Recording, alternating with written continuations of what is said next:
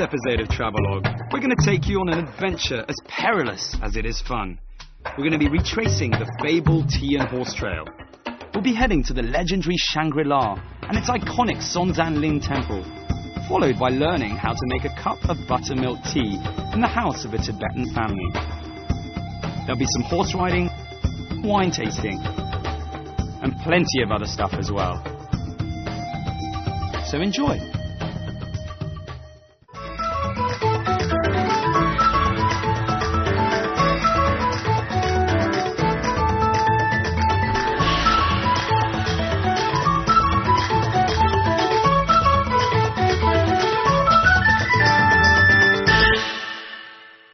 Witnessing the hardships of the pilgrims to Tibet, escaping through Death Valley, and listening to hymns in the most remote church in China.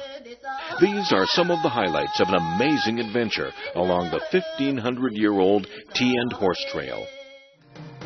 Travelogue takes you on a legendary and perilous journey, joining a modern-day caravan as it winds its way among the rugged mountains from Yunnan to Tibet. It's a journey through a land of almost untouched culture and natural beauty. Retracing this fabled cultural and economic lifeline in China's history, join Travelogue on a 3-part series, Adventure on the Tea and Horse Trail. The Tea and Horse Trail, a trade route first trodden 1,300 years ago, begins at Pu'er in Yunnan and ends at Lhasa in Tibet. Over the centuries, tea, horses and many other goods have made their way onto neighbouring countries.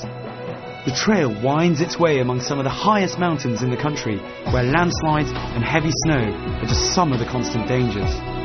There are few other routes for cultural and economic exchange as perilous as this one. Hi! Welcome to Travelogue Special, in cooperation with Trends Traveller.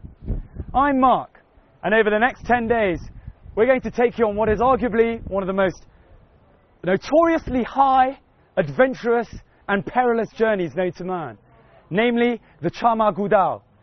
This is the Tea and Horse Trail, which was established over 1,000 years ago. I'm here in Shuhe, which is our first stop, and we're going to go from Lijiang all the way up through to Tibet.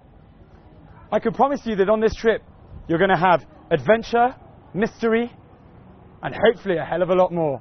See you later. Our exploration of the Tea and Horse Trail begins with the Qinglong Bridge, the symbol of Shuhe. Built 600 years ago, it's the oldest bridge in the whole region. It's also a fine place just to sit and watch the world go by. Shuhe is a peaceful place where time doesn't just stand still, it actually seems to be flowing slowly backwards. A crystal clear waterway zigzags across it and disappears among a cluster of ancient buildings. When you see how beautifully preserved the place is, it's hardly any wonder that Shuhe has been included by UNESCO on its World Heritage List. The leisurely pace of life creates a unique sense to somewhere that time forgot. This part of Yunnan is home to the Nasi people. One of the many interesting things about the Nasi is their women, who are known to be hard-working and resilient. As the 6th stop on the Tea and Horse Trail, the men of Shuhe would often be away on the trail, which we can still see today. Check out this cool shop. Wow. Now how old is that? That actually looks like something that the Chama Gudao might have had and put their tea in or something. So maybe this shop has got more stuff. Let's have a look.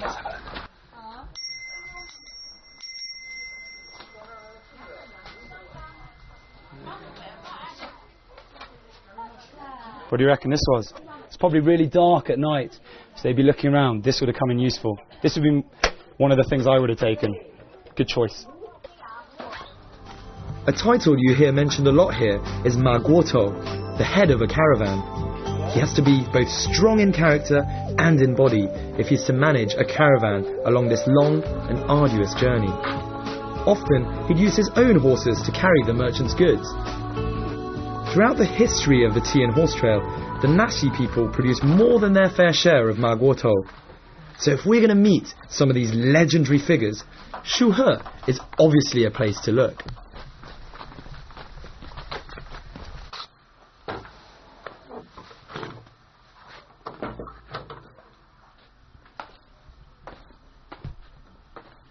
These walls really look very, very worn out. It's quite something. Can't believe there's not really much space for the horses here. Oh, bit of a new door there. Bit of a new door. So they've had a bit of renovation, haven't they? Let's go check out the rest of the house.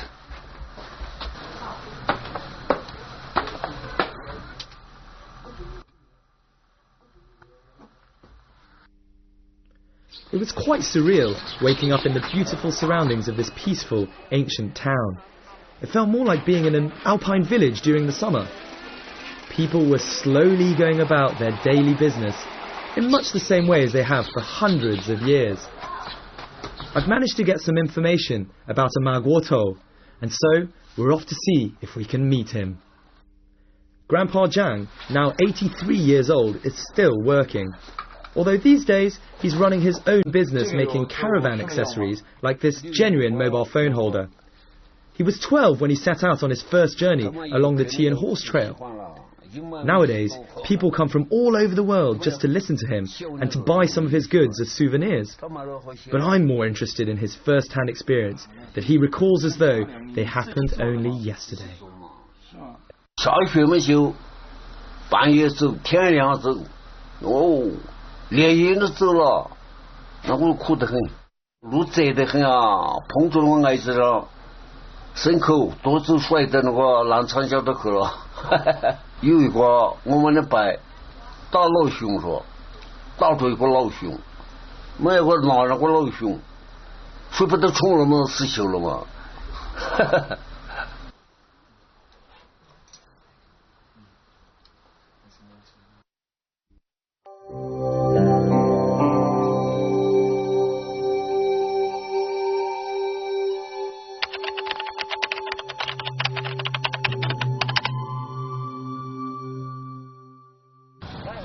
？6:30 in the morning. This is our first day, and there's a high level of excitement to match the high altitude. The people from Trends Traveller are checking every last detail. The food, the cars, the oxygen. That's no surprise with a convoy of 21 cars and 83 people to look after. For most of us, this is the trip of a lifetime, whether we come for the culture, the scenery, or even romance.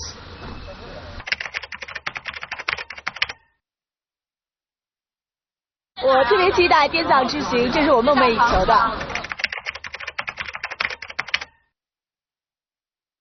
了解一些古老的，就是马帮文化吧，走一下这个产马之道。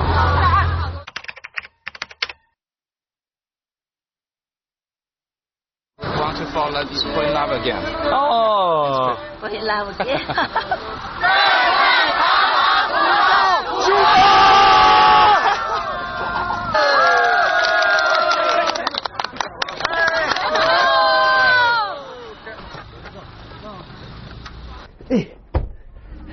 拜拜，李江，下马古道。 At last, we're off. We've all been warned about the potential dangers that lie ahead on this long journey. The weather can be unpredictable, the winds may be high, and there may be landslides. Let's not forget, there is always the possibility of succumbing to altitude sickness. It all adds to the excitement, and even the fear. But surely there can't be anything to worry about at our destination today, Shangri-La, which I only know from James Hilton's famous book, Lost Horizon. According to Tibetan Buddhist scriptures, a Shangri-La is a place where human beings, animals and nature live in perfect harmony. And this is a pretty fair description of the Shangri-La as it appears in James Hilton's book. Ever since the early years of last century, Shangri-La has been an important business and transportation hub on the Tea and Horse Trail. Culturally speaking, most people here are Tibetan Buddhists.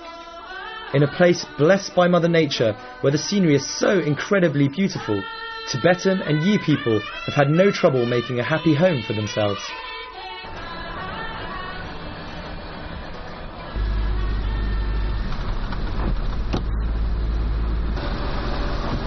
Well, I'll tell you what, 2 minutes ago I had my sunglasses on, well probably about five minutes ago I had my sunglasses on, and it's now raining like hell, really raining hard. They say that the weather in the mountains is much like a monkey's face, ever changing.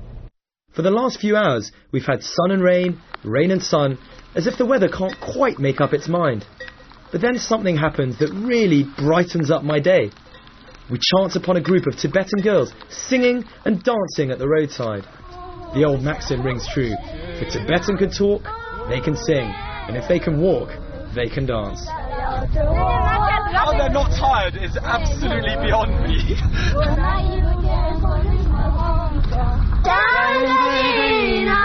I know that bit, Shangri-La.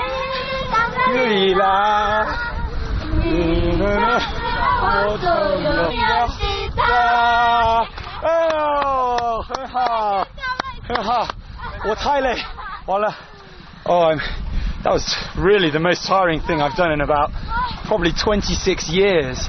And none of them, they don't even look tired. They didn't even look tired. Look at me, I'm getting old.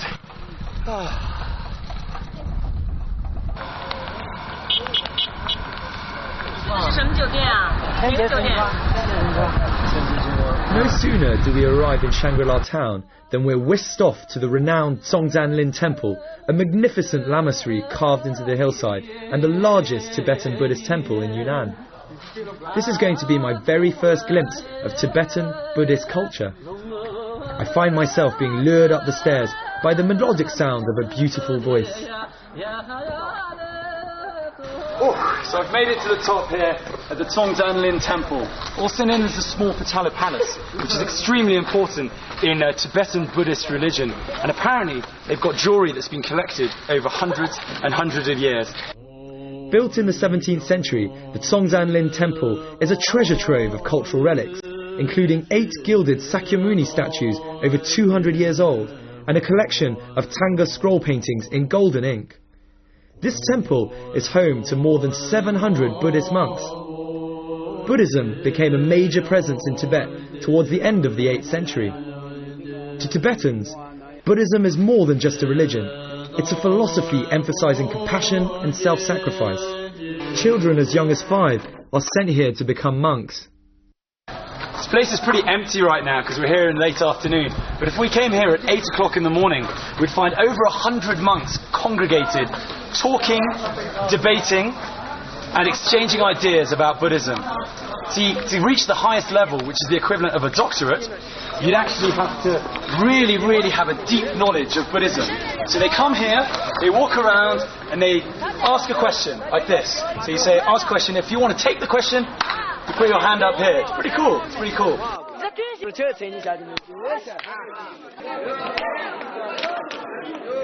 Ooh, this looks like somewhere that... here we go.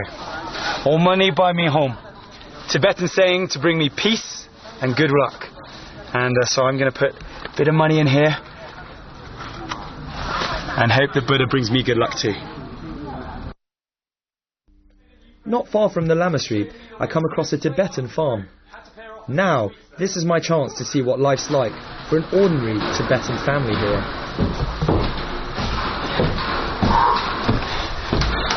Time for some butter tea.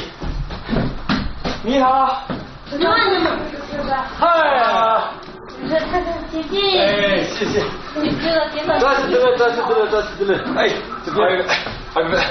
你好，你好，你好。来。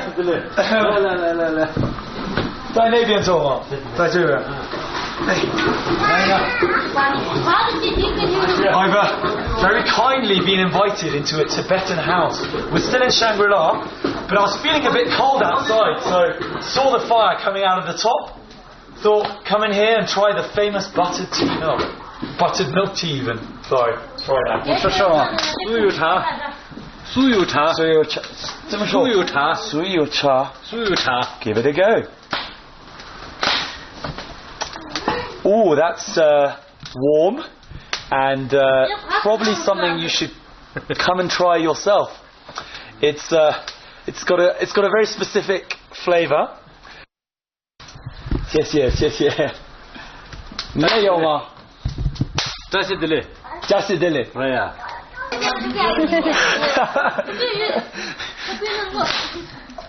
Look at that, we've got the whole family here. They're all going to teach me how to do this. 1400 or so years ago, Tibetans got into the habit of drinking black pu'er tea. It quickly caught on because they found it helped digest the meat and milk that constituted what was a pretty heavy diet.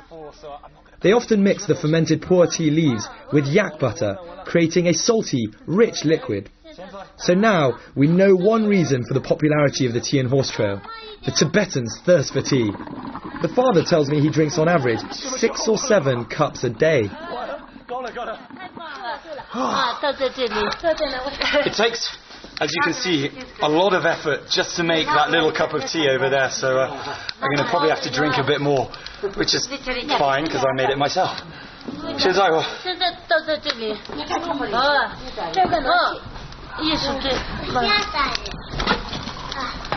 I don't think I'll ever forget the generous and heartwarming welcome I received from the Tibetan family. The whole family lived together on the farm and raised cattle and grow barley. I discovered later, though, that the father himself worked on the tea and horse trail years ago. In fact, most of the older men in these parts have earned a living in one way or another from the trade route. I'm delighted to have had an actual taste of Tibetan culture.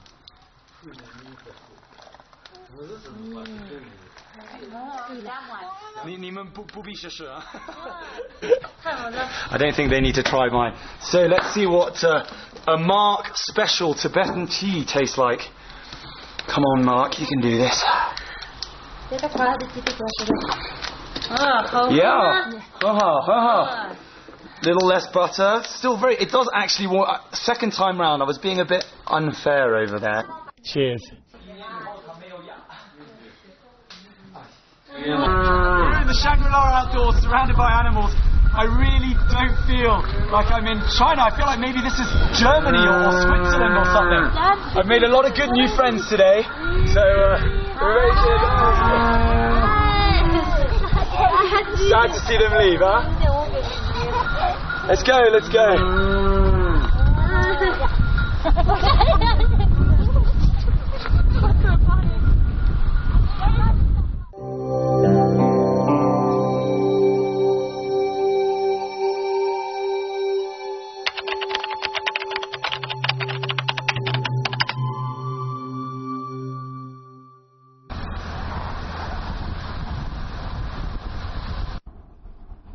It's our second day on the road of this wonderful Chamaguda adventure. We've already had a few casualties, unfortunately, last night due to the altitude. 4 people apparently have been starting to feel slightly ill, and in these circumstances we need to slow them up straight away and they need to rest. But we've headed on, had a good bit of breakfast all morning, and now winding through the hills in what seems to be actually, we're about over 3,500 meters high, and feels like we're heading up towards the clouds. Today, our first stop is the Napa High Nature Reserve, the largest area of grassland in the region. It's also where the rare black-necked cranes, of which only 6,000 remain in the world, come to winter. Apparently, in the past, other visitors have been here too, as the Magwotos used to bring their horses here to feed and rest. Time to get on a horse.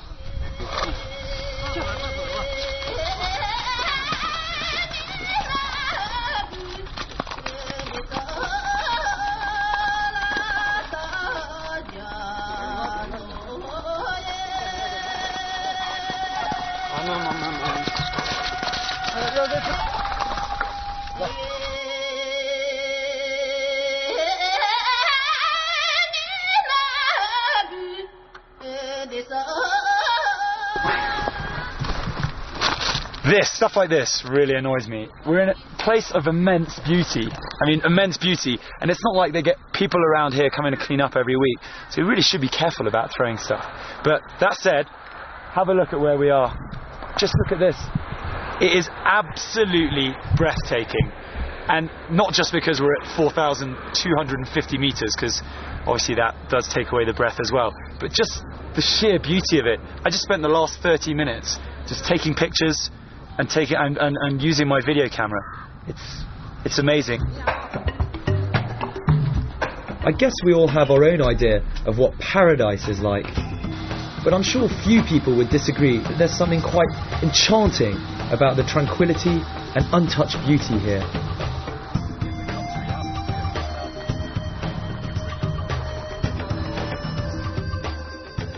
Next stop, the Pagoda Forest. a fantastic place to see the famous Meili Holy Mountain. And I can also burn some juniper incense, which Tibetans believe bring luck and prosperity.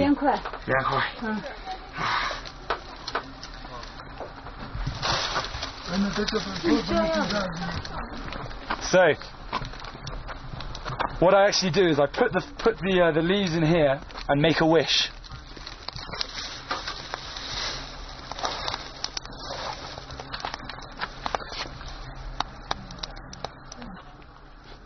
I prayed for a safe journey.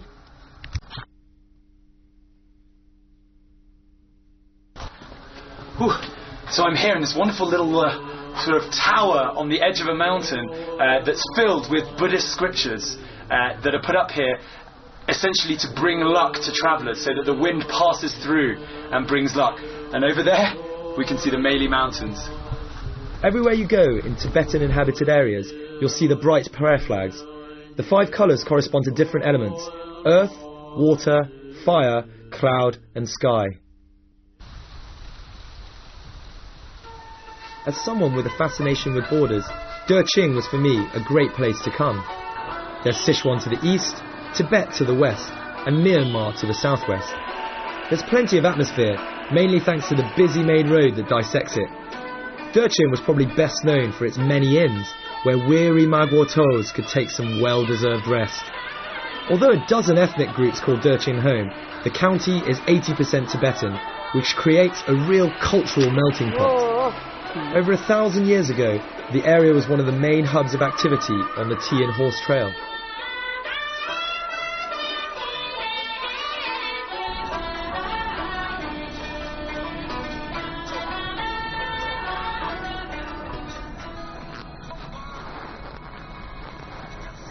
Can you see that? You got as good a view as I have.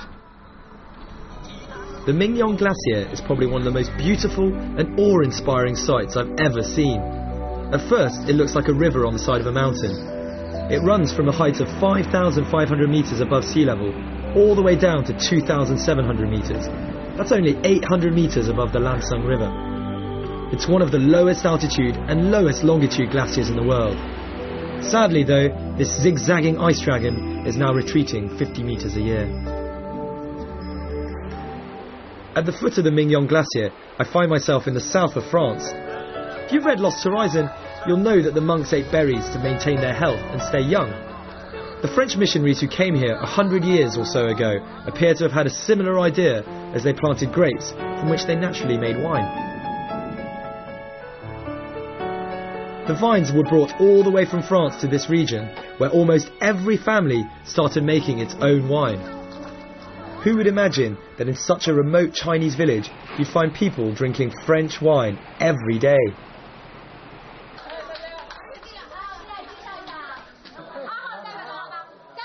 There are 5 major activities planned for the whole group during our Tea and Horse Trail adventure.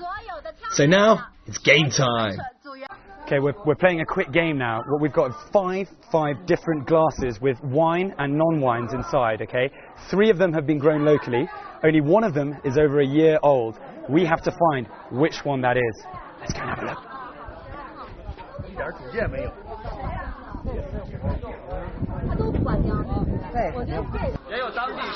The group are taking their tasting very seriously, although some of the tasting methods do seem a little unorthodox. And the more they drink, the more confused they become.